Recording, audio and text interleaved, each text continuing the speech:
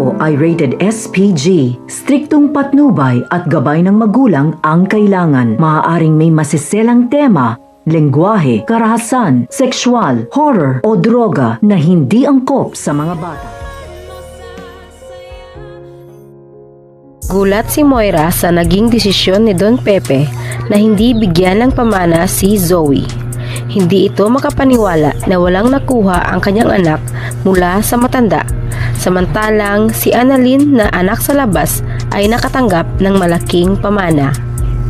Hindi alam ni Moira na dali-daling ipinabago ng matanda ang kanyang testamento nang malaman ang kanilang sekreto. Mas lalo pa itong nagwala nang sabihin ng abogado na ibinigay na ni Don Pepe ang malaking shares ng Apex at isa na rito ang pagmamayari ng hospital kay Justine. Kaya inutusan nito si Zoe na mag-apila sa kukunin sanang mana, ngunit sinagot na lamang siya ng doktor na hindi nito kailangan ng pera. Ang tangi lamang kailangan ni Zoe ay ang katahimikan at gusto na nitong lumayo sa gulong kanilang kinasasangkutan. Lalo pa at palaging nagpapakita sa kanya ang kanyang lolo Pepe.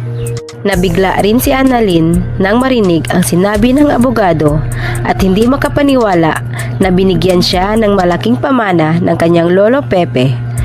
At naawa para kay Zoe dahil hindi ito pinahalagaan ng kanilang lolo. Ginulat rin ni Giselle ang buong Apex nang biglang ipinakilala si Justine bilang isa sa mga nagmamayari ng hospital at bilang kanyang nag-iisang anak.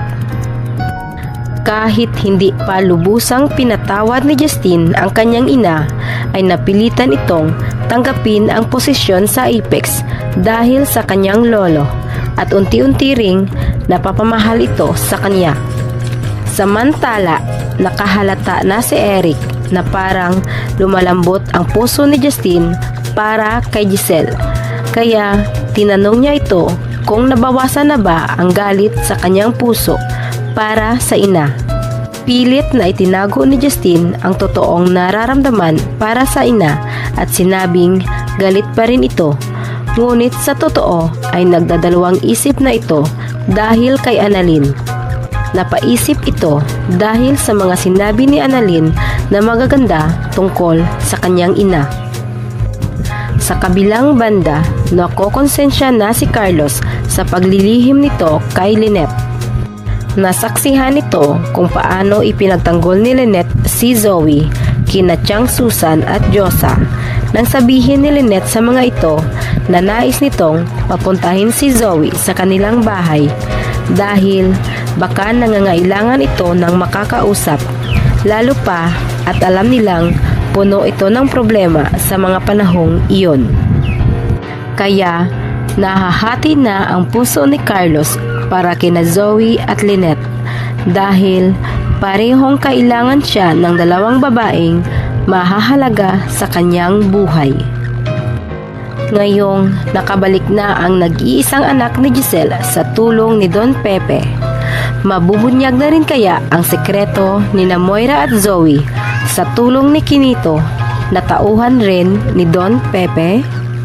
Atin lamang aabangan dito lamang sa Abot Kamay na Pangarap.